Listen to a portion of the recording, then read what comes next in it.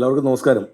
നമ്മളിങ്ങനെ ഇന്ന് ഇത്തരത്തിലൊരു മീറ്റിംഗ് വിളിച്ചത് വൈഗ അതിൻ്റെ തുടക്കമാവുന്നു എന്ന കാര്യം അറിയിക്കാൻ വേണ്ടിയാണ്.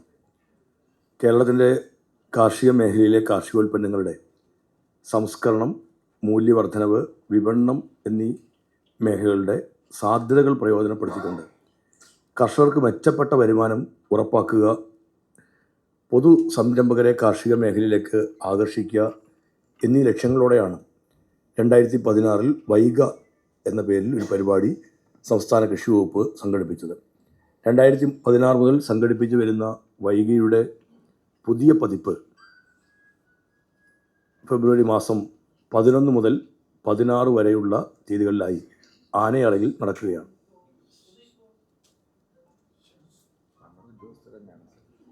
ഇവരെ എന്തിനാ വിളിക്കുന്നത്?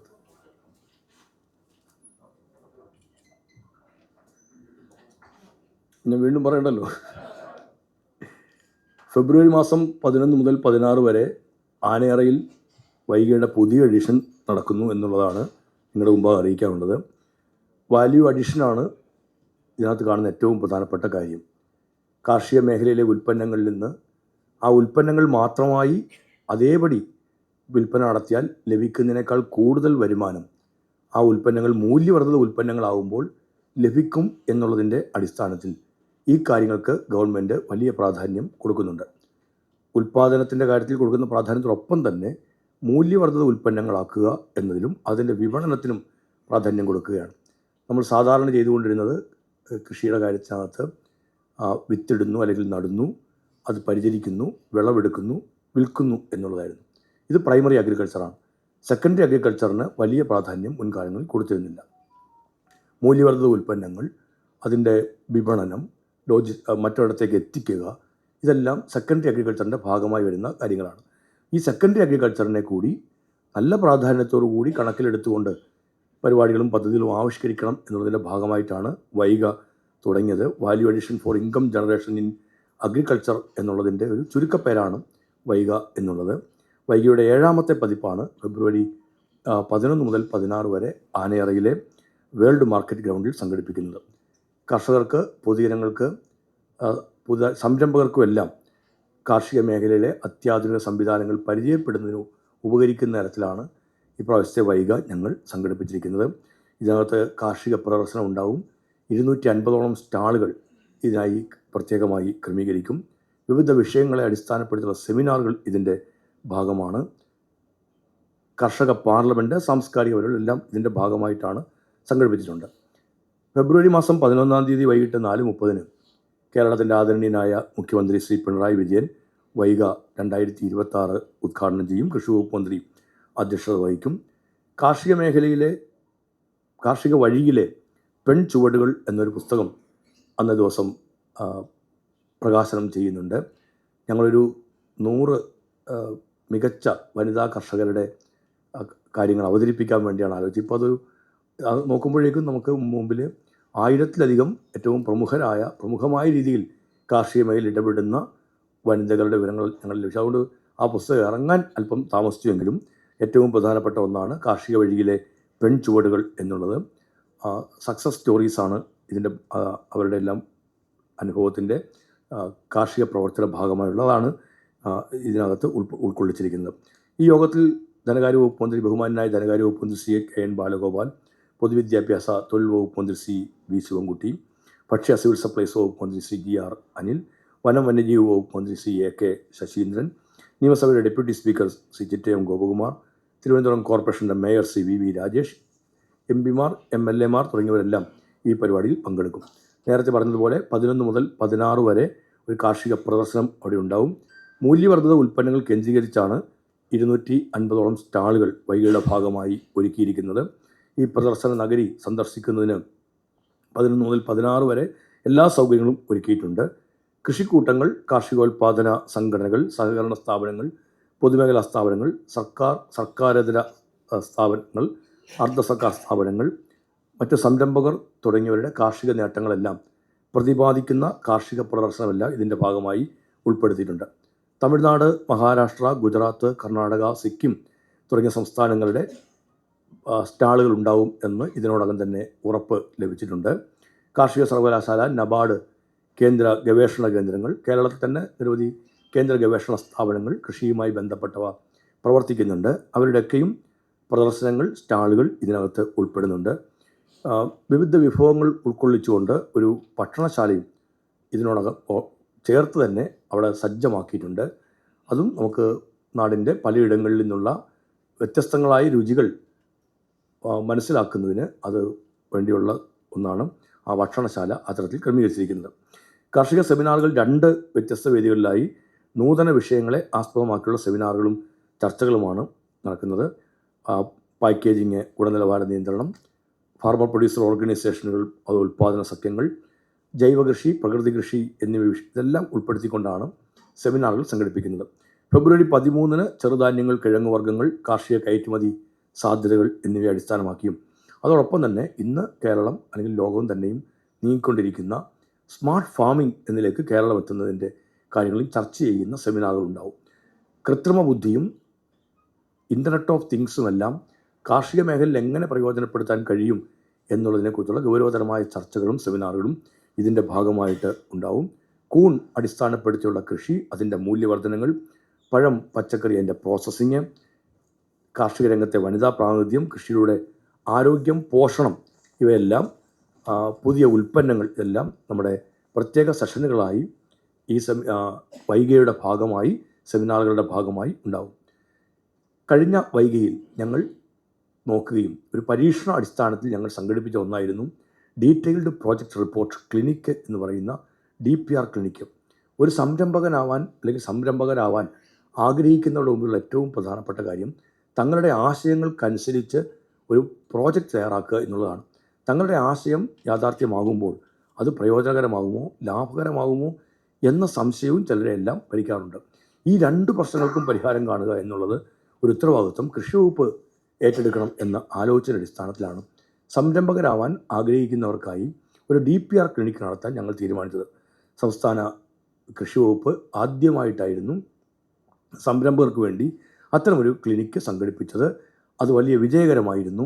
നിരവധിയായ സ്ഥാപനങ്ങളും ബാങ്കിങ് സ്ഥാപനങ്ങളും നേരത്തെ പറഞ്ഞതുപോലെയുള്ള കേന്ദ്ര ഗവേഷണ സ്ഥാപനങ്ങളടക്കമുള്ളവ, നമ്മുടെ കാർഷിക സർവകലാശാല, ഇവയെല്ലാം അവരുടെ എല്ലാം പ്രമുഖരായ ആളുകൾ പങ്കാളികളായിക്കൊണ്ടായിരുന്നു DPR ക്ലിനിക്ക് സംഘടിപ്പിച്ചത്. ഒരു ആശയം ഒരാൾ അവതരിപ്പിച്ചാൽ അത് വിജയകരമാകുമോ ഇല്ലയോ എന്നുള്ളതിനെക്കുറിച്ച് മുൻകാലങ്ങളിലുള്ള ഡേറ്റകളുടെ കൂടി അടിസ്ഥാനത്തിൽ വിശകലനം നടത്തും. അവർക്ക് ആവശ്യമായ സാങ്കേതിക സഹായങ്ങൾ ലഭ്യമാകുന്നതിനുണ്ടെങ്കിൽ അതെല്ലാം കൂടി ചേർത്ത് ഒരു വിശദമായ പ്രോജക്റ്റ് റിപ്പോർട്ട് നമ്മൾ ഫ്രീ ആയി തയ്യാറാക്കി കൊടുക്കുകയായിരുന്നു. അന്ന് 50 റിപ്പോർട്ടുകൾ തയ്യാറാക്കിയതിൽ ഒരു ബാങ്ക് തന്നെ 32 പേർക്ക് ലോൺ കൊടുക്കാമെന്ന് അപ്പോൾ തന്നെ സമ്മതിക്കുന്ന തരത്തിലേക്ക് എത്തുകയും ചെയ്തു. ഇതൊരു നല്ല അനുഭവമായിരുന്നു നമ്മുടെ മുമ്പിലുള്ളത്. അതുകൊണ്ട് അതിൻ്റെ ഭാഗമായുള്ള DPR ക്ലിനിക്ക് ഈ വൈഗയുടെ ഭാഗമായി സംഘടിപ്പിക്കുന്നുണ്ട്. സമിതിയിൽ അത് തുടക്കമിട്ട് കഴിഞ്ഞു. കാർഷിക സംരംഭങ്ങളെ ആരംഭിക്കാൻ ആഗ്രഹിക്കുന്ന കർഷകർ, നിക്ഷേപകർ, സംരംഭകർ എന്നിവർക്ക് പ്രായോഗികമായ മാർഗനിർദ്ദേശവും സാങ്കേതിക പിന്തുണയും നൽകുന്നതാണ് ഈ പരിപാടിയുടെ ഏറ്റവും പ്രധാനപ്പെട്ട ലക്ഷ്യം. SFACയുടെ നേതൃത്വത്തിലാണ് ഈ പരിപാടികൾ സംഘടിപ്പിച്ചിരിക്കുന്നത്. ഞാൻ നേരത്തെ പറഞ്ഞത് വീണ്ടും ആവർത്തിക്കുന്നില്ല. വിവിധങ്ങളായ മേഖലകളിൽ ബന്ധപ്പെട്ട് നിൽക്കുന്ന ആളുകൾ ഇതിൻ്റെ ഭാഗമായിട്ടുണ്ടാവും. എങ്ങനെയാണ് അതിൻ്റെ ബിസിനസ് പദ്ധതി രൂപീകരിക്കുക, എങ്ങനെയാണ് വിപണിയുടെ അല്ലെങ്കിൽ സാമ്പത്തിക വിലയിരുത്തൽ നടത്തും, റിസ്ക് വിശകലനം ചെയ്യും. ഒരു വിദഗ്ധ പാനലിൻ്റെ സഹായത്തോടെ ആയിരിക്കും ഈ റിപ്പോർട്ടെല്ലാം തയ്യാറാക്കുന്നത്. ബാങ്കുകൾ ആവശ്യപ്പെടുന്ന രീതിയിൽ കൂടിയുള്ള ഒന്നായിരിക്കും. ബാങ്കുകൾക്ക് വേണ്ടി തയ്യാറാക്കുന്ന ഒരു പ്രോജക്റ്റിനപ്പുറത്തേക്ക് ലാഭകരമായി കൊണ്ടുപോകാൻ കഴിയുന്ന ഒരു പ്രോജക്റ്റ് എന്ന തരത്തിലേക്ക് എല്ലാ പിന്തുണയും സംസ്ഥാന സർക്കാർ, കൃഷി വകുപ്പ് കൂടി നൽകുന്ന തരത്തിൽ എങ്ങനെ ഇതിനെ മുന്നോട്ട് കൊണ്ടുപോകാൻ കഴിയും എന്നുള്ളത് വകുപ്പിലെ ഉദ്യോഗസ്ഥർ കൂടി ചേർന്നിരുന്നാണ് അത് തയ്യാറാക്കുന്നത് എന്നുള്ളതാണ് അതിൻ്റെ വലിയ പ്രത്യേകത. ഞങ്ങൾക്ക് ഇതിനോടകം തന്നെ 228 അപേക്ഷകൾ ലഭിച്ചു. അതിനകത്ത് പൂർണ്ണ വിവരങ്ങൾ ഉണ്ടായിരുന്നത് 55 എണ്ണമാണ്. ആ 55 എണ്ണത്തിന് DPR തയ്യാറാക്കുന്നതിനുള്ള സാങ്കേതിക സഹായം നൽകുന്നതിന് വേണ്ടിയിട്ടാണ് തിരഞ്ഞെടുത്തിട്ടുള്ളത്. അത് ഇപ്രാവശ്യത്തെ വൈകിയുടെയും ഏറ്റവും പ്രധാനപ്പെട്ട ഒന്ന് ഈ തരത്തിൽ ഞങ്ങൾ സംഘടിപ്പിക്കുന്ന DPR ക്ലിനിക്ക് ആയിരിക്കും. മറ്റൊന്ന് ഇതുമായി ബന്ധപ്പെട്ട് വരുന്നത് ബിസിനസ് ടു ബിസിനസ് മീറ്റാണ്. B2B മീറ്റും അതിൻ്റെ ഒരു ചെറിയ പതിപ്പ് ഞങ്ങൾ കഴിഞ്ഞ വൈകിയിൽ ഒന്ന് നടത്തിയിരുന്നു. ഇവിടെ വെച്ചായിരുന്നു അന്ന് ആ B2B മീറ്റ് ഞങ്ങൾ നടത്തിയത്. വലിയ വിജയകരമായിരുന്നു. എങ്ങനെയൊരു B2B മീറ്റ് ആദ്യമായിട്ടാണ് ഇതുമായി ബന്ധപ്പെട്ട ഈ ബിസിനസ് ടു ബിസിനസ് മീറ്റിനകത്തേക്ക് നമ്മൾ ആളുകളെല്ലാം ക്ഷണിച്ചത്. നമ്മുടെ ഉൽപ്പന്നങ്ങൾ വാങ്ങാൻ ആളുകൾ എത്തുമോ, ആദ്യത്തെ ഒരു അനുഭവം എന്നുള്ള ഇടത്തിൽ അവരെല്ലാം നേരിട്ട് വരികയും അന്ന് തന്നെ ഒരു 40 കോടിയോളം രൂപയുടെ ധാരണാപത്രം ഒപ്പുവെക്കുന്നതിലേക്ക് എത്തുകയും ചെയ്തു. ഞങ്ങൾ അതിനേക്കാൾ വലിയ തോതിൽ ഞങ്ങൾ ലക്ഷ്യം വെക്കുകയാണ്. ഇത്തവണത്തെ ബിസിനസ് ടു ബിസിനസ് മീറ്റിൽ അതിൻ്റെ ഇരട്ടിയെങ്കിലും എത്തുമെന്നുള്ള തരത്തിലാണ് ഞങ്ങൾ ലക്ഷ്യം വെച്ചിരിക്കുന്നത്. അത് സാധിക്കുമെന്നുള്ള പ്രതീക്ഷയുമാണ് ഞങ്ങൾക്കുള്ളത്.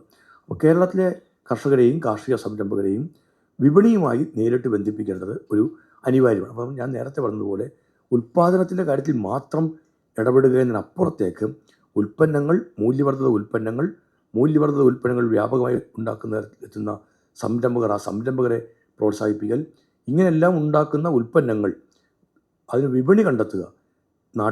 നാടിന് പുറത്തും രാജ്യത്തിന് പുറത്തും വിപണി ഉണ്ടെങ്കിൽ ആ വിപണിയിലേക്ക് അവരെ എത്തിക്കുക, അതിന് ആവശ്യമായി ഇടപെടൽ നടത്തുക. അങ്ങനെ വിപണികളിലേക്ക് എത്തിക്കാൻ പാകമായിട്ടുള്ള അല്ലെങ്കിൽ അതിന് സഹായകമാകുന്ന തരത്തിലുള്ള ആളുകളെ, ഇതിനെ വാങ്ങാൻ ശേഷിയുള്ളവർ, അതിൻ്റെ ബിസിനസ് നടത്തുന്നവർ, അവരെയും കൂടി പങ്കെടുപ്പിക്കുക എന്ന തരത്തിലാകുമ്പോൾ ഗുണമേന്മയുള്ള കേരളത്തിൻ്റെ ഉൽപ്പന്നങ്ങൾ മറ്റു നാടുകളിലേക്ക് എത്തും. അതൊരു വലിയ കച്ചവടമായി നമുക്ക് അനുഭവപ്പെടുകയും ചെയ്താൽ കർഷകർക്ക് ഒരു മെച്ചപ്പെട്ട ലാഭം ഉണ്ടാക്കുന്ന തരത്തിലേക്ക് എത്തും. നമ്മുടെ പശ്ചിമഘട്ടവും നമ്മുടെ മഴക്കാലവും നമ്മുടെ കാലാവസ്ഥയുമെല്ലാം നമ്മുടെ ഉൽപ്പന്നങ്ങൾക്ക് ഏറ്റവും ഗുണമേന്മയുള്ളതാണ് എന്ന് തെളിയിക്കപ്പെട്ടിട്ടുണ്ട്. പരക്കെ അതിനുള്ള അംഗീകാരവുമുണ്ട്. ഇതിനെ നമുക്ക് മുതലാക്കുക എന്നുള്ളതാണ് ഞങ്ങളിതിലൂടെ കാണുന്ന ഏറ്റവും പ്രധാനപ്പെട്ട കാര്യം. നമ്മുടെ ഉൽപ്പാദകർക്കും സംരംഭകർക്കും അവരുടെ കാർഷിക ഉൽപ്പന്നങ്ങളും മൂല്യവർദ്ധിത ഉൽപ്പന്നങ്ങളും അവതരിപ്പിച്ച് വ്യാപാരം നേരിട്ട് ഉറപ്പാക്കുന്നതിനുള്ള വേദിയായിട്ടാണ് ഞങ്ങൾ B2B മീറ്റിനെ കാണുന്നത്. നമ്മുടെ നാട്ടിലെ ഈ സംരംഭകരോട് ഈ പരിപാടിയിൽ പങ്കെടുക്കാൻ പറഞ്ഞിട്ടുണ്ട്. അവർക്ക് നേരിട്ട് തന്നെ ഇവരുമായി തങ്ങളുടെ അതിൻ്റെ വില ഉൾപ്പെടെ പറഞ്ഞ് ധാരണയെത്തി B2B മീറ്റിൻ്റെ ഭാഗമായി ഒരു പൊതു ധാരണാപത്രത്തിൽ ഒപ്പുവെച്ച് അതിനെ മുന്നോട്ട് കൊണ്ടുപോകാൻ കഴിയുമെന്നാണ് ഞങ്ങൾ കണക്ക് കൂട്ടുന്നതെല്ലാം. ഇതിനോടൊപ്പം തന്നെ 130 ഉൽപ്പാദകർ രജിസ്റ്റർ ചെയ്തിട്ടുണ്ട്. 96 വ്യാപാരികളും തങ്ങളുടെ സമ്മതം അറിയിച്ചിട്ടുണ്ട് അതിനകത്തേക്കായിട്ട്. അപ്പം ഓൺലൈൻ വഴിയുള്ള അപേക്ഷകൾ അല്ലെങ്കിൽ ഇന്ന നിർദ്ദേശങ്ങൾ ക്ഷണിച്ചതിന് ശേഷം പ്രാഥമിക വിലയിരുത്തലിൻ്റെ അടിസ്ഥാനത്തിൽ 130 ഉൽപ്പാദകരെയും 96 വ്യാപാരികളെയും ഇതിനുവേണ്ടി തിരഞ്ഞെടുത്തിട്ടുണ്ട്.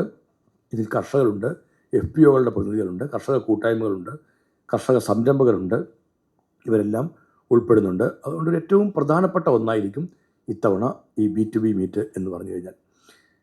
ഈ വൈഗ 2026 ഞങ്ങൾ പൊതുവായി ഒരു കാര്യം ചെയ്യുന്നത് ഒരു കർഷക പാർലമെൻറ്റ് ഇതിൻ്റെ ഭാഗമായി സംഘടിപ്പിക്കുന്നു എന്നുള്ളതാണ്. സംസ്ഥാനത്തിൻ്റെ കാർഷിക മേഖലയുമായി ബന്ധപ്പെട്ട് കൃഷിക്കാർക്ക് പറയാനുള്ള കാര്യങ്ങൾ അവതരിപ്പിക്കാൻ പറ്റുന്ന തരത്തിൽ കർഷക പാർലമെൻറ്റ് ഇതിൻ്റെ ഭാഗമായിട്ടുണ്ടാവും.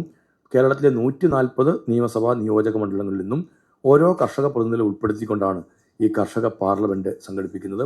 സംസ്ഥാനത്തെ കാർഷിക രംഗം നേരിടുന്ന പൊതുവായ പ്രശ്നങ്ങളും പ്രാദേശിക തലത്തിൽ കർഷകർ അനുഭവിക്കുന്ന വെല്ലുവിളികളും നേരിട്ട് അവതരിപ്പിക്കുന്ന ഒരു വേദിയായിരിക്കും കർഷക പാർലമെൻറ്റ്. കർഷകർക്ക് അവരുടെ നിർദ്ദേശങ്ങളും അഭിപ്രായങ്ങളും അനുഭവങ്ങളും എന്നിവയെല്ലാം ഈ വകുപ്പ് മന്ത്രി അല്ലെങ്കിൽ ബന്ധപ്പെട്ട ഉദ്യോഗസ്ഥർ അവരുടെ എല്ലാം മുന്നിൽ അവതരിപ്പിക്കാനും അതിനൊരു പരിഹാരം നിർദ്ദേശിക്കാനും കഴിയും. ചിലതെല്ലാം ഉടനടി പരിഹാരം കാണേണ്ട ഒന്നായിരിക്കും. ഞങ്ങൾ തന്നെ കേരളത്തിൽ ആദ്യമായിട്ട് കൃഷി ദർശൻ എന്നൊരു പരിപാടി സംഘടിപ്പിച്ചിരുന്നു. അത് രാജ്യത്ത് തന്നെ ആദ്യമായിട്ടായിരുന്നു. അങ്ങനെ ഒരു 3 ദിവസം ഞങ്ങൾ ഉദ്യോഗസ്ഥന്മാരടക്കമുള്ള എല്ലാവരും കൂടി ചേർന്നിട്ട് കൃഷിയിടങ്ങൾ സന്ദർശിക്കുകയും കർഷകരുടെ അഭിപ്രായങ്ങൾ കേൾക്കുകയും കൃഷിയിടങ്ങളിൽ തന്നെയുള്ള മീറ്റിങ്ങുകളിൽ കൂടി ഞങ്ങൾ അവരുടെ കാര്യങ്ങൾ നേരിട്ട് കണ്ടു മനസ്സിലാക്കുകയും ചെയ്തു. എന്താ ഇതിൻ്റെ പ്രയോജനം എന്ന് ചോദിച്ചാൽ 12ഓളം സർക്കാർ ഉത്തരവുകൾ അതിൻ്റെ ഭാഗമായി കൃഷിയിടങ്ങളിൽ വെച്ച് ഇറങ്ങുന്ന തരത്തിലേക്ക് എത്തി. എല്ലാവരും കൂടി പോയത് ഒരു ഉത്തരവ് ഇറക്കേണ്ടതുണ്ടെങ്കിൽ അവിടെ വെച്ച് തന്നെ ഇറക്കണം എന്നുള്ളതിൻ്റെ അടിസ്ഥാനത്തിലായിരുന്നു. അങ്ങനെയാണ് സെക്രട്ടേറിയറ്റിൽ നിന്ന് മാത്രം ഇറങ്ങിക്കൊണ്ടിരുന്ന ജിയോ എന്ന് നമ്മൾ പറയുന്ന സർക്കാർ ഉത്തരവ് കൃഷിയിടങ്ങളിൽ നിന്ന് ഇറങ്ങുന്നതിന് കേരളം സാക്ഷ്യം വഹിച്ചത്. അതിൻ്റെ ഒരു അടുത്ത പടിയായിട്ടാണ് ഞങ്ങൾ ഈ കർഷക പാർലമെൻറ്റിനെ കാണുന്നത്. ഓരോ വിളകൾ, ഓരോ കൃഷി രീതികൾ, ഓരോ മേഖല, നമ്മുടെ അഗ്രോ എക്കോളജിക്കൽ സോണുകൾ, ഇതെല്ലാം കണക്കിലെടുത്തുകൊണ്ടാണ് 140 കർഷക പ്രതിനിധികൾ, അതിനകത്ത് അവാർഡ് വാങ്ങിയ കർഷക പ്രതിനിധികൾ ഉണ്ടാവും. തീർച്ചയായിട്ടും ഒരു വനിതകൾക്ക് ആ തരത്തിലുള്ള പ്രാതിനിധ്യം ഉണ്ടാവും. നമ്മൾ സാധാരണഗതിയിൽ വെക്കുന്ന എല്ലാ പ്രാതിനിധ്യങ്ങളും ഉണ്ടാവും. അതോടൊപ്പം തന്നെ നല്ലവണ്ണം വനിതാ പങ്കാളിത്തവും പ്രാതിനിധ്യവും അത് ഉറപ്പാക്കണം എന്ന് നിർദ്ദേശങ്ങൾ നൽകിയിട്ടുണ്ട്. ഇതിൻ്റെ അടിസ്ഥാനത്തിൽ കൃഷി വകുപ്പിൻ്റെ ഭാവി പദ്ധതികൾ ആവിഷ്കരിക്കുന്നതിന് ഇതേറെ ഏറ്റവും പ്രയോജനകരമായി തീരുമെന്നാണ് ഞങ്ങൾ കണക്ക് കൂട്ടുന്നത്. ടെക്നോ പാർക്കിലെ ട്രാവൻകൂർ ഹാളിലാണ് ഫെബ്രുവരി 16 രാവിലെ 9 മണി മുതൽ കർഷക പാർലമെൻറ്റ് സംഘടിപ്പിക്കുന്നത്. കർഷക സമൂഹത്തിൻ്റെയും നയരൂപീകരണത്തിൻ്റെ സംവിധാനത്തിൻ്റെയും ഇടയിൽ ഫലപ്രദമായൊരു സംവാദത്തിന് വഴിയൊരുക്കേണ്ടതുണ്ട് എന്ന അടിസ്ഥാനത്തിലാണ് നടാടെ ഇത്തരമൊരു കർഷക പാർലമെൻറ്റ് സംഘടിപ്പിക്കുന്നത്. ഇതെല്ലാമാണ് വൈകിയുമായി ബന്ധപ്പെട്ട കാര്യങ്ങൾ. കർഷകർ ഓരോ ജില്ലകളുടെ സ്റ്റാളുകളുണ്ടാവും. ആ ജില്ലകളിലെ കർഷകരുടെ ഉൽപ്പന്നങ്ങളും മൂല്യവർദ്ധിത ഉൽപ്പന്നങ്ങളും പ്രദർശിപ്പിക്കാനുള്ള സംവിധാനം ഉണ്ടാവും. അതോടൊപ്പം തന്നെ കേരള അഗ്രോ ബിസിനസ് കമ്പനി മുൻകൈയെടുത്ത് ഈ പരിപാടികളെല്ലാം തയ്യാറാക്കുന്നു എന്നുള്ള വലിയ പ്രത്യേകതയുണ്ട്. കാപ്കോ കേരളത്തിൻ്റെ ആദ്യ അനുഭവമാണ്, ഇന്ത്യയുടെയും ആദ്യ അനുഭവമാണ്. സിയാൽ മോഡലിൽ നമ്മളൊരു കമ്പനിക്ക് രൂപം കൊടുത്തതാണ് കേരള അഗ്രോ ബിസിനസ് കമ്പനി. ആനയറയിലാണ് അതിൻ്റെ ഒരു വലിയ എക്സിബിഷൻ സെൻറ്റർ തയ്യാറായിക്കൊണ്ടിരിക്കുന്നത്. അതേ ആനയറയിൽ തന്നെയാണ് നമ്മൾ ഇപ്രാവശ്യത്തെ വൈഗ സംഘടിപ്പിച്ചത്. കൃഷി വകുപ്പിൻ്റെ സ്വന്തം വീടാണ്. ഒരു സ്ഥിരം സംവിധാനമായി മാറേണ്ടതുണ്ട് എന്നുള്ളതിൻ്റെ ഒരു ചുവടുവയ്പ്പായിട്ടാണ് ഞങ്ങൾ അങ്ങോട്ടേക്ക് വൈഗയെ മാറ്റുന്നത്. എല്ലാവരുടെയും പിന്തുണയും പിൻബലവും അതിനെല്ലാം ഉണ്ടാവണം. അതോടൊപ്പം തന്നെ കേരള ഗ്രോ എന്നൊരു ബ്രാൻഡ് നെയിം ഈ ഗവൺമെൻറ്റിൻ്റെ കാലത്ത് തന്നെ ഞങ്ങൾ എടുക്കുകയുണ്ടായി. ഇൻ്റലക്ച്വൽ പ്രോപ്പർട്ടീസ് റൈറ്റ് ആക്ട് അനുസരിച്ചിട്ടാണ് അങ്ങനെ ഒരു ബ്രാൻഡ് നെയിം ഉണ്ടാക്കിയത്. അതിന്ന് കേരളത്തിലെ 1000-ലധികം ഉൽപ്പന്നങ്ങൾക്ക് ഞങ്ങൾ കേരള ഗ്രോ എന്നുള്ള ബ്രാൻഡ് നെയിം കൊടുത്തിട്ടുണ്ട്. ഒരു കൃഷിഭവൻ ഒരു മൂല്യവർദ്ധിത ഉൽപ്പന്നം എന്ന് കണക്ക് കൂട്ടി. ഇപ്പോൾ 2000-ലധികം മൂല്യവർദ്ധിത ഉൽപ്പന്നങ്ങളുണ്ട്. 1000-ഓളം ഉൽപ്പന്നങ്ങൾക്ക് കേരള ഗ്രോ എന്നുള്ള ബ്രാൻഡ് നെയിമും കൊടുത്തിട്ടുണ്ട്. കേരള ഗ്രോ ഗ്രീനും കേരള ഗ്രോ ഓർഗാനിക്കും സാധാരണ കേരള ഗ്രോ എന്നുള്ളൊരു നാടൻ സാധാരണ ഉൽപ്പന്നങ്ങളും. ഇങ്ങനെ 3 ഇനങ്ങളിലായി കേരള ഗ്രോയുടെ ഉൽപ്പന്നങ്ങൾ വിപണിയിൽ എത്തിക്കാൻ കഴിഞ്ഞിട്ടുണ്ട്. ഓൺലൈൻ പ്ലാറ്റ്ഫോമുകളിൽ ഞങ്ങളത് എത്തിച്ചു. അതുകൊണ്ട് മാത്രം കഴിയില്ല എന്നുള്ളതുകൊണ്ട് ഇത് മാത്രമായി വിൽക്കുന്ന സ്റ്റാളുകൾ ഉണ്ടാക്കാൻ തീരുമാനിച്ചു. ഇന്ന് 15 ബ്രാൻഡഡ് ഔട്ട്ലെറ്റുകൾ കേരള ഗ്രോ ഉൽപ്പന്നങ്ങൾക്ക് ഉണ്ട്. ഈ സ്റ്റാളുകളിൽ ഏറ്റവും പ്രധാനപ്പെട്ട ഒന്ന് കേരള ഗ്രോയുടെ ഉൽപ്പന്നങ്ങളുടെ സ്റ്റാളുകളായിരിക്കും. ഇതെല്ലാം സംസ്ഥാനത്തെ വിവിധ മേഖലകളുമായി ബന്ധപ്പെട്ട് കർഷകർ ഉണ്ടാക്കുന്ന ഉൽപ്പന്നങ്ങൾക്കാണ് ഈ പേരെല്ലാം കൊടുത്തിരിക്കുന്നത്. അപൂർവമായി ചിലതെല്ലാം ഞങ്ങളുടെ ഫാമുകളിൽ ഉണ്ടാക്കുന്ന ഉൽപ്പന്നങ്ങളുമുണ്ട്. എന്നാൽ മഹാഭൂരിപക്ഷവും കർഷകർ ഉണ്ടാക്കുന്ന ഉൽപ്പന്നങ്ങളാണ്. ഈ ഉൽപ്പന്നങ്ങളുടെ പ്രദർശനം സ്റ്റാളുകളുണ്ടാവും. ഈ ഉൽപ്പന്നങ്ങൾ ഒക്കെ തന്നെയും നമുക്ക് പുറമേക്ക് കയറ്റി അയക്കാൻ ഉൾപ്പെടെയുള്ള ഇതിലേക്ക് എത്തും. അതിനുള്ള സാധ്യതകൾ ഞങ്ങളെല്ലാം പരിശോധിക്കുന്നുണ്ട്. ഇപ്പോൾ നമ്മുടെ വെളിച്ചെണ്ണ ഉൾപ്പെടെയുള്ളവ രാജ്യത്തിന് പുറത്തേക്ക് കയറ്റി അയക്കാൻ കഴിഞ്ഞു എന്നുള്ള വലിയ നേട്ടമുണ്ട്. ഇതൊക്കെയാണ് വൈഗയുടെ ഭാഗമായി നിങ്ങളുടെ മുമ്പാകെ പറയാനുള്ളത്. 250 സ്റ്റാളുകൾ, പല സംസ്ഥാനങ്ങളുടെയും മന്ത്രിമാർ അടക്കം ഇതിൽ പങ്കെടുക്കും എന്നാണ്. അന്തിമമായ ഒരറിയിപ്പിലേക്ക് എത്തിയിട്ടില്ല. നിരവധി സംസ്ഥാനങ്ങളുടെ മന്ത്രിമാർ വൈഗയിൽ പങ്കെടുക്കാനുള്ള സാധ്യതകളുണ്ട്. അവർക്ക് അറിയിച്ചിട്ടുണ്ട്. പലയിടങ്ങളിലും നിയമസഭാ സമ്മേളനങ്ങളും ബജറ്റ് സെഷനുകളും ആരംഭിച്ചിട്ടുണ്ട് എന്നുള്ളതിൻ്റെ ഒരു ബുദ്ധിമുട്ടുണ്ട്. എങ്കിലും ആ സംസ്ഥാനങ്ങളുടെ പ്രതിനിധികൾ ഈ വൈഗയിൽ പങ്കെടുക്കുമെന്ന് അറിയിച്ചിട്ടുണ്ട്. അപ്പോൾ രാജ്യത്തെ ഏറ്റവും പ്രമുഖരായ കാർഷിക മേഖലയിൽ ബന്ധപ്പെട്ട ആളുകൾ ഈ സെമിനാറുകളുടെയൊക്കെ ഭാഗമാകുമ്പോൾ നമ്മുടെ കാർഷിക മേഖലയ്ക്ക് അത് ഏറ്റവും വലിയ ഗുണം ചെയ്യുന്ന തരത്തിലേക്ക് എത്തും. മുൻകാലങ്ങളിൽ വൈഗ അത്രമേൽ വലിയ പ്രയോജനകരമായി നമുക്ക് ഭവിച്ചിട്ടുണ്ട്. ഇത്തവണയും വൈഗ അത്തരത്തിൽ വലിയ മെച്ചമായി നമ്മുടെ കാർഷിക മേഖലയ്ക്ക് മെച്ചമായി തീരുമെന്ന് തന്നെയാണ് ഞങ്ങൾ കണക്ക് കൂട്ടുന്നത്. എല്ലാവരുടെയും പിന്തുണയും പിൻബലവും ഉണ്ടാവണം. പട്ടണത്തിൻ്റെ ഏറ്റവും പ്രധാനപ്പെട്ട ഭാഗത്തു നിന്ന് ഒഴിഞ്ഞാണ് ആനയറയിൽ അത് സംഘടിപ്പിക്കുന്നത്. ഞാൻ നേരത്തെ പറഞ്ഞതുപോലെ ആനയറയുടെ ഈ പ്രത്യേകതയുണ്ട്. ഒരു ഇൻ്റർനാഷണൽ എക്സിബിഷൻ സെൻറ്റർ അവിടെ നമ്മൾ രൂപപ്പെടുത്തിക്കൊണ്ടിരിക്കുകയാണ്. പണി നടന്നുകൊണ്ടിരിക്കുകയാണ്. അതുകൊണ്ട് ആനയറ ഇതിൻ്റെ ഏറ്റവും പ്രധാനപ്പെട്ട ഒരു കേന്ദ്രമായി മാറുന്നു എന്നു. ഭാവിയിൽ ഇതിൻ്റെ ഒരു പ്രധാനപ്പെട്ട വേദിയായിരിക്കും ആനയറ. അത് ഏതെങ്കിലും ഒരു സീസണിലേക്ക് മാത്രമുള്ളതല്ല, എല്ലാ കാലവും പ്രവർത്തിക്കാൻ കഴിയുന്ന, കർഷകർക്ക് അവരുടെ ഉൽപ്പന്നങ്ങൾ പ്രദർശിപ്പിക്കാനും വിൽപ്പന നടത്താനും കഴിയുന്ന ഒന്നായിരിക്കും. വർഷത്തിലൊരിക്കലുള്ള B2B മീറ്റുകൾ എന്നുള്ളത് മാറുകയാണ്. ഞങ്ങൾ കൃഷി ദർശൻ്റെ ഭാഗമായി നിരവധി B2B മീറ്റുകൾ കേരളത്തിൽ നടത്തുന്ന ഒരു സ്ഥിരം സംവിധാനം അതിനുണ്ടാവും. 365 ദിവസവും അല്ലെങ്കിൽ പോലും നിശ്ചിതമായ ഇടവേളകൾക്കിടയിൽ B2B മീറ്റുകൾ ഉണ്ടാവും. DPR ക്ലിനിക്കുകൾ അവിടെ കേന്ദ്രീകരിച്ചുണ്ടാവും. അതിനെല്ലാം കാപ്കോ വേദി ഒരുക്കുക തന്നെ ചെയ്യും. ഇതാണ് ഇന്നത്തെ ഈ പത്രസമ്മേളനത്തിൻ്റെ ഭാഗമായി നിങ്ങളുടെ മുമ്പാകെ അവതരിപ്പിക്കാനുള്ളത്.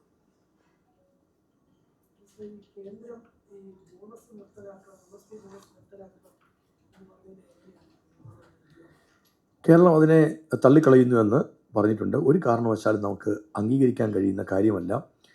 അത് ബോണസിൻ്റെ കാര്യത്തിൽ മാത്രമല്ല, ആ കത്തിനകത്തുള്ള പല ഭാഗങ്ങളും നമുക്ക് ഉൾക്കൊള്ളാൻ കഴിയുന്നതല്ല. അവർ പറഞ്ഞത് കൂടുതൽ വിളവുണ്ടാകുന്നത് വലിയ പ്രശ്നമുണ്ടാക്കുന്നു എന്ന തരത്തിലാണ്. അത് ഒരു കാരണവശാലും നമുക്ക് അംഗീകരിക്കാൻ കഴിയുന്ന കാര്യമല്ല. നമുക്കിവിടെ ഒരു പ്രശ്നവുമില്ല. നമുക്ക് ഉൽപ്പാദിപ്പിക്കാൻ കേരളത്തിന് ആവശ്യമുള്ളത് അത്രയും കേരളം ഉൽപ്പാദിപ്പിക്കുന്നില്ല എന്നുള്ളതാണ് നമ്മുടെ മുമ്പിലുള്ളത്. അപ്പോൾ നമ്മൾ പരമാവധി ഉൽപ്പാദിപ്പിക്കാൻ വേണ്ടിയുള്ള പ്രോത്സാഹനം നൽകേണ്ടിടത്ത് ഉൽപ്പാദനം കൂടുന്നു എന്ന് പറഞ്ഞ് അത് രാജ്യത്തിൻ്റെ കണക്കാക്കി എടുക്കുന്നതല്ല, പക്ഷേ കേരളത്തിൽ അംഗീകരിക്കാൻ കഴിയില്ല എന്നുള്ളതാണ്.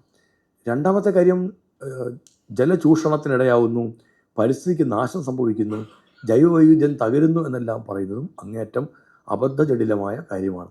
കേരളം നമുക്ക് വെള്ളം കൂടുതൽ കൊടുത്ത് കൃഷി ചെയ്യേണ്ടുന്ന ഒരവസ്ഥ മഹാഭൂരിപക്ഷം പാടശേഖരങ്ങളിലും നെൽകൃഷിയില്ല. അപ്പോൾ പാലക്കാടൻ പാടങ്ങളിലെ ചിലയിടങ്ങളിൽ നമുക്ക് വെള്ളം എത്തിക്കാനുണ്ടാവും. ബാക്കി ഇടങ്ങൾ നിങ്ങൾ നോക്കൂ, വെള്ളം കൊടുത്ത് കൃഷി ചെയ്യേണ്ടുന്ന അവസ്ഥ അപൂർവമായി മാത്രം സംഭവിക്കുള്ളൂ. നമ്മുടെ പാടശേഖരങ്ങൾ എപ്പോഴും നല്ലവണ്ണം ജലസമൃദ്ധമാണ്.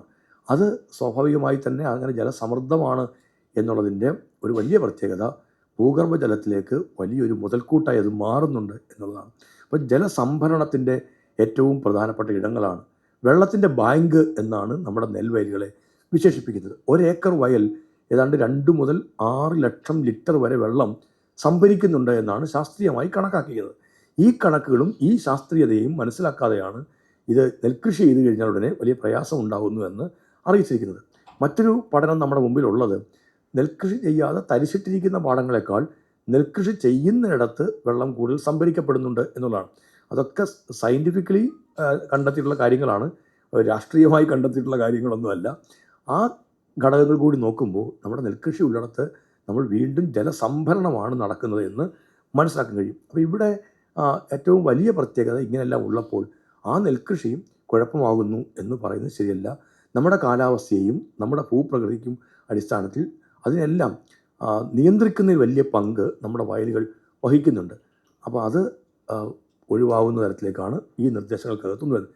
മറ്റൊന്ന് പറഞ്ഞിരിക്കുന്നത് ആരോഗ്യത്തിൻ്റെ കുഴപ്പമില്ല. നമ്മളാണെങ്കിൽ ഇവിടെ വെള്ളയരി അല്ല നമ്മൾ ഉപയോഗിക്കുന്നതെല്ലാം നമ്മൾ കുത്തരിയാണ്, തവിട് കൂടി കലർന്ന കുത്തരിയാണ്. പ്രമേഹ രോഗത്തിൻ്റെ ഭാഗമായി കാർബോഹൈഡ്രേറ്റ് കുറയ്ക്കുന്നതിൻ്റെ ഒരു ഭാഗമായി ഇത് അല്ലാതെ നമുക്കിത് ആരോഗ്യത്തിനും കുഴപ്പമുണ്ടാകുന്ന ഒന്നാണെന്ന് ഒരിക്കലും പറയാൻ കഴിയുകയില്ല.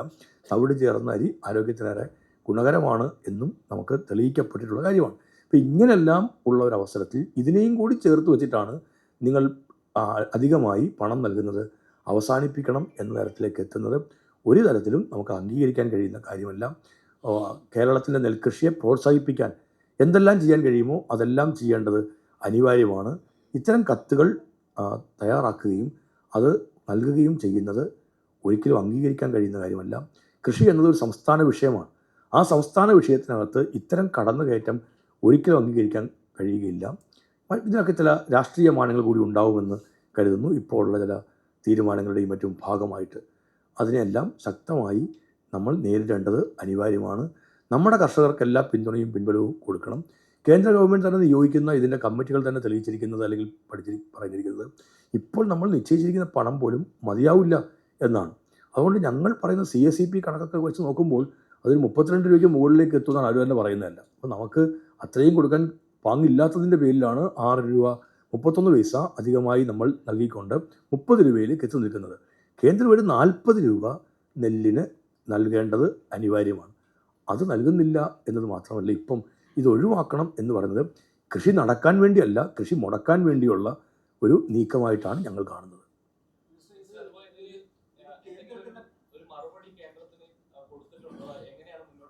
ഞാൻ കേന്ദ്ര കൃഷി വകുപ്പ് മന്ത്രിക്ക് ഇക്കാര്യത്തിൽ കേരളത്തിൻ്റെ കൃഷി വകുപ്പ് മന്ത്രി എന്ന തരത്തിൽ കത്ത് നൽകിയിട്ടുണ്ട്.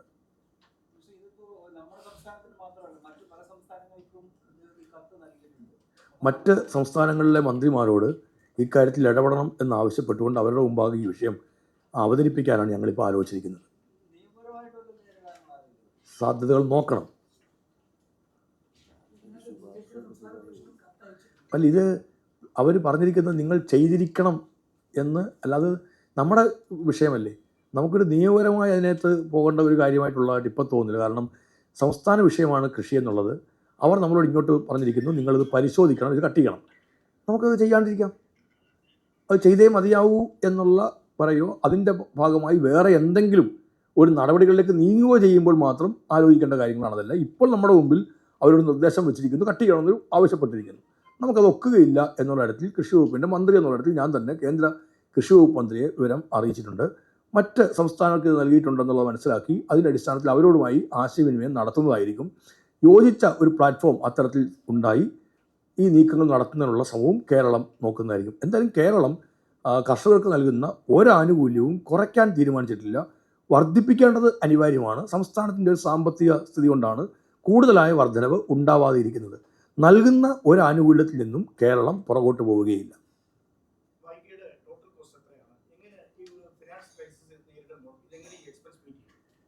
നമുക്ക് അത് നമ്മുടെ ഇടയിലെല്ലാം ഒരു ചോദ്യമായിട്ട് വരുന്നൊരു കാര്യമാണ്. നമുക്ക് ബുദ്ധിമുട്ടുകളുണ്ട് എന്നുള്ളത് കൊണ്ട് കർഷകർക്ക് ഒരു DPR ക്ലിനിക്ക് നടപ്പിലാക്കേണ്ടതില്ല എന്ന് പറയാൻ പറ്റുമോ? നമുക്ക് ചില ബുദ്ധിമുട്ടുകളുണ്ട് എന്നുള്ളത് കൊണ്ട് കർഷകരുടെ ഉൽപ്പന്നങ്ങൾക്ക് രാജ്യത്തിനകത്തും പുറത്തും വിപണി കണ്ടെത്താൻ പാടില്ല എന്ന് പറയാൻ പറ്റുമോ? ഈ കാർഷിക ഉൽപ്പന്നങ്ങൾ പ്രദർശനവും വിൽപ്പനയും നടത്തുന്ന ഒരു സംവിധാനം ഒരുക്കേണ്ടതില്ല എന്ന് പറയാൻ പറ്റുമോ? നമ്മുടെ കർഷകരെ സഹായിക്കാൻ കഴിയുന്ന തരത്തിലുള്ള ആധുനിക സംവിധാനങ്ങളുമായി ബന്ധപ്പെട്ട് കർഷകരുമായി തന്നെ ആശയവിനിമയം നടത്താൻ കഴിയുന്ന സെമിനാറുകൾ സംഘടിപ്പിക്കേണ്ടതില്ല എന്ന് പറയാൻ പറ്റുമോ? നമ്മുടെയൊക്കെ വീടുകളിൽ നമുക്കിതൊക്കെ ചിലപ്പോൾ സാമ്പത്തിക ബുദ്ധിമുട്ടുണ്ടാവും. ആ ബുദ്ധിമുട്ടുകളുടെ പേരിൽ ആ പ്രശ്നങ്ങൾ പരിഹരിച്ചിട്ടാവാം നമ്മുടെ വീട്ടിലെ ബാക്കി കാര്യങ്ങളെല്ലാം നടപ്പിലാക്കുന്നത് എന്ന് നമ്മൾ ആരെങ്കിലും കരുതും? നമ്മൾ അതിൻ്റെ പേരിൽ ഒരു വാർത്ത പോലും വായിക്കേണ്ടതില്ല എന്ന് പറഞ്ഞ് പത്രം നമ്മൾ മുടക്കുമോ? ചാനലുകൾ നമ്മൾ ഓഫാക്കുമോ? വീട്ടിൽ ബുദ്ധിമുട്ടുണ്ട് എന്ന് കരുതിയിട്ട് നമ്മൾ ചെയ്യേണ്ട കാര്യങ്ങളെല്ലാം മാറ്റിവെക്കില്ല. അപ്പോൾ ഇതൊക്കെ അനിവാര്യമായി ചെയ്യേണ്ട കാര്യങ്ങളാണ്. അതോടൊപ്പം തന്നെ ഒരു ബുദ്ധിമുട്ടുണ്ടെങ്കിൽ ആ ബുദ്ധിമുട്ട് പരിഹരിക്കാനുള്ള നടപടികൾ സ്വീകരിക്കേണ്ടതാണ്. അതുകൊണ്ട് ഇതെല്ലാം അതൊരു കേൾക്കുമ്പോൾ നമുക്ക് ശരിയാണെന്ന് തോന്നുന്നൊരു വാചകമാണെങ്കിലും പക്ഷേ അങ്ങേയറ്റം ഒരു തെറ്റായ ഒരു ധാരണ പരത്തുന്നതിന് ഉപകരിക്കുന്നൊരു കാര്യമാണ്. നമുക്കൊരു ബുദ്ധിമുട്ടുണ്ട്, അതുകൊണ്ട് ഇനി എല്ലാം പിന്നീടാവാം. പല കുടുംബങ്ങളിലും പ്രയാസങ്ങളുണ്ടാവും, മരണങ്ങളുണ്ടാവും. അതുകൊണ്ട് ആ വീട്ടിലെ ആരുടെയെങ്കിലും വിദ്യാഭ്യാസം നമുക്ക് നിർത്തിയേക്കാൻ തീരുമാനിക്കുമോ? ഒന്നുമില്ല. കടമെടുത്തിട്ടായാലും നമ്മൾ കുട്ടികളെ പഠിക്കാൻ വേണ്ടി അയക്കുന്ന തരത്തിലേക്ക് എത്തും. അപ്പോൾ ഇതൊക്കെ നമ്മുടെ നാട്ടിൽ സ്വാഭാവികമായിട്ടുള്ളതാണ്. അതുകൊണ്ട് നിങ്ങൾക്കൊരു പ്രയാസമുണ്ടായി, അതുകൊണ്ട് നിങ്ങൾ ഇനി ആരും ഒരു കാര്യത്തിലേക്ക് നീങ്ങരുത് എന്ന് ചിന്തിക്കുന്നത് പോലെ ചില ദോഷൈക ദൃക്കുകൾ, ചില അഭിപ്രായങ്ങൾ പ്രകടിപ്പിക്കുന്നുണ്ട്. അത് പക്ഷേ എന്നാൽ ആത്യന്തികമായി ഇതിൻ്റെ പ്രയോജനം ആർക്കാണ്? ഞാൻ ഈ പറഞ്ഞതെല്ലാമാണ്. ചിലപ്പോൾ ഇതിനകത്ത് കലാപരിപാടി ഉണ്ടാവും, കർഷകരുടെ കലാപരിപാടി കാണണ്ടേ, അവരിതിൻ്റെ ഭാഗമായി പങ്കെടുക്കണ്ടേ. ഇതിൽ സ്റ്റാളുകൾ വരുന്നു, ആ സ്റ്റാളുകൾ കാർഷിക സംരംഭകരാണ്. അതിന് ഞങ്ങളൊരു ചെറിയ വരുമാനം മാത്രമാണ് അതിനകത്ത് ഞങ്ങൾ പ്രതീക്ഷിക്കുന്നതെല്ലാം. വൈകയുമായി ബന്ധപ്പെട്ട് നമുക്ക് ചെയ്യാൻ പറ്റുന്ന ഒരു ഹെഡ് ഓഫ് അക്കൗണ്ടിൽ നിന്ന് നോക്കും. ഞങ്ങൾ കുറേ സ്പോൺസർമാരെ ആലോചിക്കുന്നുണ്ട്. ഇതൊന്നൊരു ബാധ്യതയായി ആരുടെയും മുകളിൽ വരാൻ പാടില്ല. ഉദ്യോഗസ്ഥർ മുൻകൈ എടുത്തായിരിക്കും ഇതെല്ലാം ടെൻഡറുകളിലൊക്കെ എല്ലാം നീങ്ങുന്നത്. മന്ത്രിമാർ വരികയും പോവുകയും ഒക്കെ ചെയ്യും.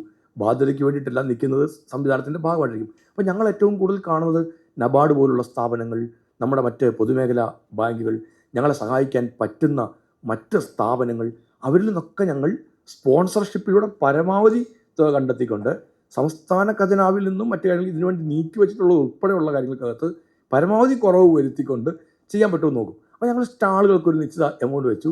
ആ എമൗണ്ട് പല കാർഷിക സംരംഭകരും വന്നിട്ട് ഇത് വലിയ തുകയാണ് എന്ന് പറയുന്ന തരത്തിലേക്ക് എത്തി.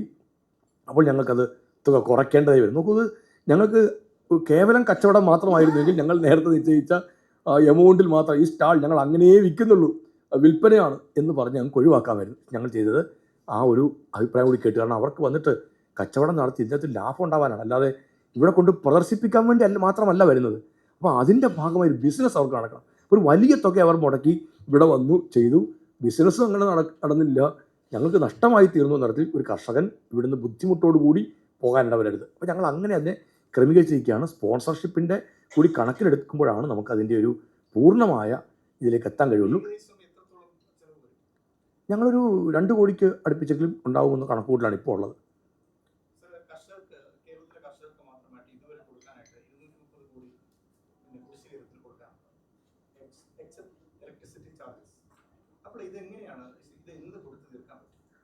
കർഷകർക്ക് 230 കോടി രൂപ അത്രയും എമൗണ്ട് കൊടുക്കാനുണ്ടെന്നുള്ളതിനകത്ത് വസ്തുതയില്ല. നമ്മൾ ഓരോ ഘട്ടങ്ങളിലായി കർഷകർ കൊടുക്കാനുള്ളതെല്ലാം കൊടുത്തു തീർത്തുകൊണ്ട് ഇരിക്കുന്നുണ്ട്. മുൻകാലങ്ങളിൽ ഉണ്ടായിരുന്ന കുടിശ്ശിക അടക്കം ഞങ്ങൾ കൊടുത്തു തീർത്തുകൊണ്ടിരിക്കുകയാണ്. അതെല്ലാം വളരെ വേഗത്തിൽ കൊടുത്തു തീർക്കുന്ന നടപടി സ്വീകരിച്ചിട്ടുണ്ട്. ഈ കഴിഞ്ഞ ദിവസങ്ങളിലും അതിനുള്ള ഉത്തരവ് ഇറക്കിയിട്ടുണ്ട്. നമുക്ക് ചില വെള്ളപ്പൊക്കത്തിൻ്റെ ഭാഗമായുണ്ടായ വർഷങ്ങളിൽ ഇന്നലെ തന്നെയും ആലപ്പുഴയിൽ പറഞ്ഞിരിക്കുകയാണ് 8 കോടി രൂപ അവിടുത്തെ കുടിശ്ശികയുണ്ടായിരുന്ന 8 കോടി രൂപ ഞങ്ങൾ കൊടുത്തു. അപ്പോൾ ഇങ്ങനെ കൊടുത്തു തീർക്കാനുള്ള എമൗണ്ടുകളെല്ലാം വേഗത്തിൽ കൊടുത്തു തീർക്കുന്ന നടപടികൾ ഞങ്ങൾ സ്വീകരിച്ചിട്ടുണ്ട്. വലിയ കുടിശ്ശികകളിലേക്ക് എത്താതെ അത് കൊടുത്തു തീർക്കുന്ന നടപടികളിലേക്കാണ് നീങ്ങിയിരിക്കുന്നത്. മുൻകാലങ്ങളിൽ ഉണ്ടായിരുന്നു. ഈ ഗവൺമെൻറ് വരുമ്പോൾ അത്തരം കുടിശ്ശികൾ ഉൾപ്പെടെയുള്ളത് കൊടുത്ത് തീർത്തുകൊണ്ടാണ് മുമ്പോട്ടേക്ക് പോയിക്കൊണ്ടിരിക്കുന്നതെല്ലാം. ഇപ്പോൾ ഞങ്ങൾ കർഷകരിൽ നിന്ന് പച്ചക്കറികളൊക്കെ സംഭരിക്കുന്നുണ്ട്. വലിയ കുടിശ്ശികളുണ്ടായിരുന്നു, വർഷങ്ങളുടെ കുടിശ്ശികൾ ഉണ്ടായിരുന്നതായിരുന്നു ഇവിടെ ഉണ്ടായിരുന്ന ഏറ്റവും പ്രധാനപ്പെട്ട രീതി. ഇപ്പോൾ 2025 നവംബർ വരെ കർഷകരുടെ ഉൽപ്പന്നങ്ങൾ വാങ്ങിയതിൻ്റെ പൈസ ഞങ്ങളോട് തീർത്തിട്ടുണ്ട്. ഇതൊരു ചെറിയ കാര്യമല്ല, ഇത് കുറേ നാളുകളായി ഞങ്ങളത് കൃത്യമായി മോണിറ്റർ ചെയ്ത് തുറന്നു. ഇപ്പോൾ നമുക്ക് ഡിസംബർ, ജനുവരി, ഇപ്പോൾ ഫെബ്രുവരി നടന്നുകൊണ്ടിരിക്കുകയാണ്. അപ്പോൾ ഈ 2 മാസത്തെ മാത്രമേ ഉള്ളൂ. സാധാരണ അങ്ങനെയല്ല, ഞാൻ പറഞ്ഞത് അത് നല്ലതായിരുന്നു എന്ന് പറയാനല്ല. ഫെബ്രുവരിയിൽ കൊടുത്താൽ ഫെബ്രുവരിയിൽ തന്നെ കൊടുക്കാൻ സാധിക്കണം എന്നടുത്താണ് നീങ്ങുന്നില്ല. അപ്പോൾ ഞങ്ങളിപ്പം ഇതിനകത്ത് പച്ചക്കറി കർഷകരിൽ നിന്ന് സംഭരിക്കുന്നു, ഹോർട്ടികോർപ്പിൽ നിന്ന് സംഭരിക്കുന്ന അതിപ്പോൾ നമുക്കുള്ളത് ഒരു നവംബർ വരെയുള്ളത് ഞങ്ങൾ കൊടുത്തത് ഇതാണ്. പിന്നെ ട്രേഡേഴ്സിൻ്റെ ഉണ്ടാവും, ട്രേഡേഴ്സിൻ്റെയാണ് പിന്നെ ഒരു വലിയ പങ്ക് വരുന്നത്. സാധാരണ കർഷകരില്ല, ട്രേഡേഴ്സിന് ഞങ്ങൾ രണ്ടാമതാണ്. ആദ്യം ഞങ്ങൾ കർഷകർക്കുള്ളൊരു പരിഗണന കൊടുത്തതെല്ലാം ട്രേഡേഴ്സിനാണ്. ഞങ്ങൾ കുറച്ച് എമൗണ്ട് കൂടുതൽ അങ്ങീ പറഞ്ഞ കണക്കിനകത്ത് വരുന്നതും ട്രേഡേഴ്സിനാണ് ഒരു വലിയ പങ്ക് തീരുക. സാധാരണ കർഷകർക്ക് കൊടുത്തു തീർക്കാനുള്ള എമൗണ്ടാണ് അദ്ദേഹം പറഞ്ഞ ഈ 230 കോടി എന്നൊക്കെ പറയുന്ന കണക്കായത്തൊരു പകുതിയിൽ കൂടുതൽ വരുന്ന ഈ പലയിടങ്ങളിലും അതുപോലെ ട്രേഡേഴ്സിനൊക്കെ ഉള്ളത് കണക്കുകൾ വരാറുണ്ട്. അത് ഒരു ഘട്ടം ഘട്ടമായി മാത്രം കൊടുത്തു തീർക്കാൻ പറ്റുന്ന ഒന്നാണ്. അത് കച്ചവടം നടത്തി ശേഷം മാത്രമേ അവരും മറ്റുള്ളവർക്ക് കൊടുക്കുന്നില്ല. വലിയ ട്രേഡേഴ്സ് എല്ലാം ഈ ഉൽപ്പന്നങ്ങൾ കൊടുക്കുന്നില്ല, അപ്പോഴപ്പോൾ പൈസ കൊടുക്കുന്ന തരത്തിലൊന്നും അല്ല നിൽക്കുന്നതല്ല. അതെല്ലാം നിങ്ങൾ നോക്കൂ, ഒരു പച്ചക്കറി മാർക്കറ്റിലേക്ക് ഉരുളക്കിഴങ്ങോ സവാളയോ അവർ കൊണ്ട് കൊടുത്തു കഴിഞ്ഞാൽ കുറേ കഴിഞ്ഞായിരിക്കും അവർക്ക് ആ പൈസ എല്ലാം കിട്ടുക. ഒരു ബിസിനസ്സിൻ്റെ ഭാഗം ഇങ്ങനെ പോകുന്നതാണ്. പക്ഷേ നമ്മുടെ കർഷകരുടെ കാര്യത്തിൽ അങ്ങനെയല്ല, കർഷകർക്ക് വളരെ വേഗത്തിൽ കൊടുക്കണം. നമ്മൾ ഈ രണ്ടായിട്ട് കണക്കാക്കി ആദ്യം ഫസ്റ്റ് പ്രയോറിറ്റി ഞങ്ങൾ കൊടുത്തത് കർഷകർക്കാണ്. ഈ തരത്തിൽ ഞങ്ങൾ അതെല്ലാം കൊടുത്ത് തീർത്തുകൊണ്ടേ ഇരിക്കുകയാണ്. കുടിശ്ശികൾ വേഗത്തിൽ കൊടുത്തു തീർക്കുന്ന നടപടികളിലാണ് ഇപ്പോൾ ഏർപ്പെട്ടിരിക്കുന്നത്.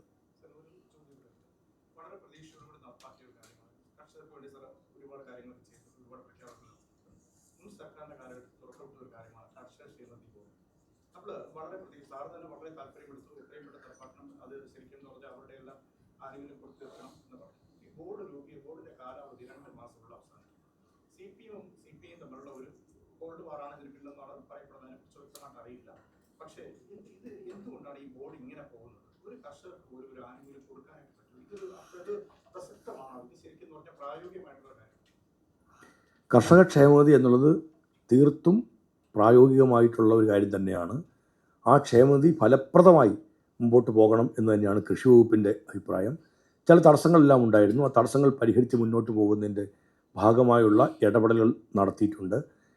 നമ്മൾ വരുമ്പോൾ കർഷക ക്ഷേമനിധി ബോർഡുണ്ടെങ്കിലും കൃഷിക്കാരൻ അതിനകത്തേക്ക് എൻറോൾ ചെയ്യാൻ, കർഷകർ അതിലേക്ക് ഉൾപ്പെടാനുള്ള അല്ലെങ്കിൽ അപേക്ഷിച്ച് അംഗങ്ങളാകുന്നതിനുള്ള ഒരു പദ്ധതികളിലേക്ക് നീങ്ങിയിരുന്നില്ല. ഈ ഗവൺമെൻറ് അതിന് ശേഷമാണ് കർഷകരുടെ രജിസ്ട്രേഷൻ അല്ലെങ്കിൽ അവർ ക്ഷേമനിധിയിൽ അംഗങ്ങളാവുന്നതിനുള്ള തുടക്കം ഇട്ടത്. കർഷകർ ക്ഷേമനിധിയിൽ അംഗങ്ങളാവുന്നത് നമ്മുടെ മുമ്പിൽ ഇപ്പോൾ എത്തി നിൽക്കുന്നത് അതിൻ്റെ ആനുകൂല്യങ്ങളുമായി ബന്ധപ്പെട്ട കാര്യങ്ങൾ പൂർണ്ണതയിലേക്ക് എത്താൻ അല്ലെങ്കിൽ എന്താണ് എങ്ങനെയാണ് എന്നുള്ളത് ഒരു ധാരണയിലേക്ക് എത്താൻ ആയിട്ടില്ല എന്നുള്ളതാണ്. ആനുകൂല്യങ്ങൾ നൽകേണ്ട സമയമായിട്ടില്ല. അതാണ് വളരെ വേഗത്തിൽ ആനുകൂല്യങ്ങൾ പ്രഖ്യാപിച്ച് കർഷക ക്ഷേമനിധി ബോർഡ് കേരളത്തിൽ ഫലപ്രദമായി തന്നെ പ്രവർത്തിക്കും. അത് ഏതെങ്കിലും 2 പാർട്ടികളുടെ അല്ല, ഇടതുപക്ഷ മുന്നണി ഗൗരവതരമായി കാണുകയും അതിൻ്റെ അടിസ്ഥാനത്തിൽ ഗവൺമെൻറ് ആലോചിക്കുകയും തീരുമാനമെടുക്കുകയും അത് നടപ്പിലാക്കി തുടങ്ങുകയും ചെയ്ത ഒരു കാര്യമാണതല്ല. അതുകൊണ്ട് ഇനിയിപ്പോൾ അത് മറ്റൊരു ചർച്ചകളുടെ ഒരു ഭിന്നതയുടെയും പ്രശ്നമില്ല. മുന്നണി കൂട്ടായി ആലോചിച്ച് ഗവൺമെൻറ് ആലോചിച്ച് ക്യാബിനറ്റ് വെച്ച് നടപ്പിലാക്കി തുടങ്ങിയ ഒന്നാണ്. അതുമായി മുന്നോട്ട് തന്നെ പോകും. ഇപ്പോൾ ഉള്ള കാര്യത്തിലെല്ലാം ധാരണ എത്താത്ത കാര്യങ്ങളിൽ ധാരണ വേഗത്തിൽ എത്തും.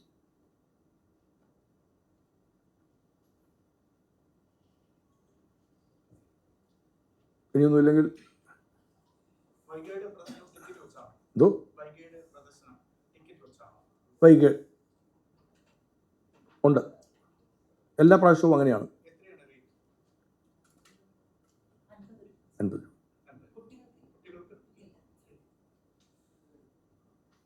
എല്ലാ പ്രാവശ്യവും അത് നമ്മുടെ ഒരു വരുമാനത്തിൻ്റെ ഭാഗമാണ്. ഇപ്രാവശ്യം ആനേറയിലേക്കാവുമ്പോൾ അത് ഞങ്ങളുടെ മുമ്പിൽ ഒരു ആണ്. എങ്കിലും നിങ്ങളുടെയൊക്കെ സഹായം ഉണ്ടാവണം ഇക്കാര്യത്തിന്. അതെല്ലാം പരമാവധി എല്ലാ സ്റ്റാളുകളും കാണുന്നതിനും കർഷകർക്കൊരു നല്ല പ്രോത്സാഹനം ലഭിക്കുന്നതിന് ഉപകരിക്കുന്ന തരത്തിലൊരു ഇടപെടൽ നിങ്ങളുണ്ടാവണം.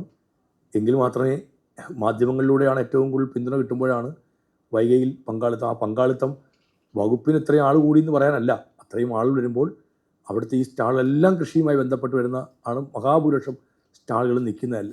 മറ്റ് സ്റ്റാളുകളും ഉണ്ടാവും, എന്നാലും ഏറ്റവും കൂടുതൽ. അപ്പോൾ ആ കർഷകർക്ക് അവരുടെ ഉൽപ്പന്നങ്ങൾ വിപണനം നടത്താൻ കഴിയുന്ന ഒന്നായി വരും. അതുകൊണ്ട് അവിടെ അതിലെല്ലാ പിന്തുണയും പിൻബലവും ഉണ്ടാവണം. ഇതിൽ എന്നോടൊപ്പം പങ്കെടുക്കുന്ന എല്ലാവരും നിങ്ങൾക്ക് അറിയാം. ഡോക്ടർ ബി അശോക് കൃഷി വകുപ്പിൻ്റെ APCയും പ്രിൻസിപ്പൽ സെക്രട്ടറിയുമാണ്. ഡോക്ടർ ശ്രീറാം വെങ്കട്ടരാമൻ കൃഷി വകുപ്പ് ഡയറക്ടറാണ്. ശ്രീ സാജു മണ്ണ് സംരക്ഷണ മണ്ണ് പര്യവേഷണ വകുപ്പിൻ്റെ ഡയറക്ടറാണ്.